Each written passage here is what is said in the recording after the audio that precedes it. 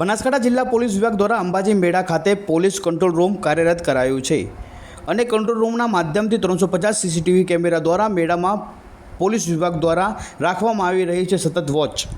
યાત્રાધામ અંબાજી ખાતે 12મી સપ્ટેમ્બરથી આસ્થાના મહાકુંભ ભાદરવી મેળાનો પ્રારંભ થયો છે। મેળામાં સુરક્ષા અને સલામતી માટે વિશેષ વ્યવસ્થા કરવામાં આવી રહી છે। બનાસકાંઠા જિલ્લા પોલીસ વિભાગ દ્વારા અંબાજી મેળા ખાતે પોલીસ કંટ્રોલ રૂમ કાર્યરત કરવામાં આવ્યો છે। આ કંટ્રોલ રૂમના માધ્યમથી 350 સીસીટીવી કેમેરા દ્વારા મેળામાં સુરક્ષા અને સલામતી માટે પોલીસ વિભાગ દ્વારા સતત વોચ રાખવામાં આવી રહી છે। અંતે ઉલ્લેખનીય છે કે મેળામાં પોલીસ વિભાગ દ્વારા સરાહનીય કામગીરી કરવામાં આવી રહી છે। ત્રિશુલિયા ઘાટ પાસે બાઇક સવાર મહિલા પડી જતા અકસ્માત થતાં તાત્કાલિક જિલ્લા ટ્રાફિક પોલીસ કર્મચારીઓ દ્વારા 108 એમ્બ્યુલન્સ બોલાવી સારવાર અર્થે હોસ્પિટલ મોકલી આપવામાં આવી હતી। ભાદરવી પૂનમ મહામેળા દરમિયાન સિનિયર સિટીઝન બનાસકાંઠા પોલીસ મદદરૂપ થતી જોવા મળી રહી છે।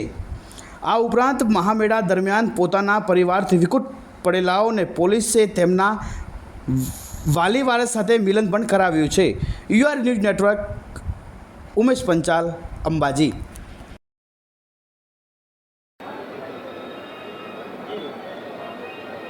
જય અંબે સર્વ લોકોને। હું આપ લોકોને જણાવવા માંગીશ કે અમારે બનાસકાંઠા પોલીસે અહીંયા 51 શક્તિપીઠ સર્કલ ખાતે જે પોલીસ કંટ્રોલ રૂમ બનાવેલો છે ત્યાં અમે લોકો 350થી વધારે સીસીટીવી કેમેરાનું ફીડિંગ અહીંયા આવે છે અને અમે એ તમામ કેમેરાઓ ઉપર અહીંયા 24/7 અમે લોકો જે છે એ નજર રાખી રહ્યા છીએ। મારી સંપૂર્ણ ટીમ જે છે એ કંટ્રોલ રૂમ ખાતે બેઠેલી હોય છે। ખાસ કરીને એવો સમય કે જ્યારે મંદિર શરૂ થવાનું હોય, આરતી સ્ટાર્ટ થવાની હોય, એટલે કે સવારે 5 થી 7નો પીરિયડ અને સાંજે જે છે એ સાંજે પણ 5:30થી લઈ અને 6:30 સુધીનો પીરિયડ જે હોય છે કે જ્યારે ઘણા બધા લોકો એક જગ્યાએ ભેગા થઈ જતા હોય ત્યાં પિક પોકેટિંગના બનાવો, બીજા કોઈ બનાવો અને લો એન્ડ ઓર્ડરના બીજા કોઈ પણ બનાવ ના બને એના માટે થઈને પોલીસ પ્રિકોશનરી એક્શન લઈ એના માટે થઈને પોલીસ બેઠી હોય છે। સાથે સાથે એની બાજુમાં જ VHF ચેનલ હોય છે જેના મારફતે અમે ત્યાં હાજર રહેલી પોલીસને અમે જાણકારી આપી શકીએ છીએ જેથી કરી અને એ લોકો સારીમાં સારી એક્શન લઈ શકે।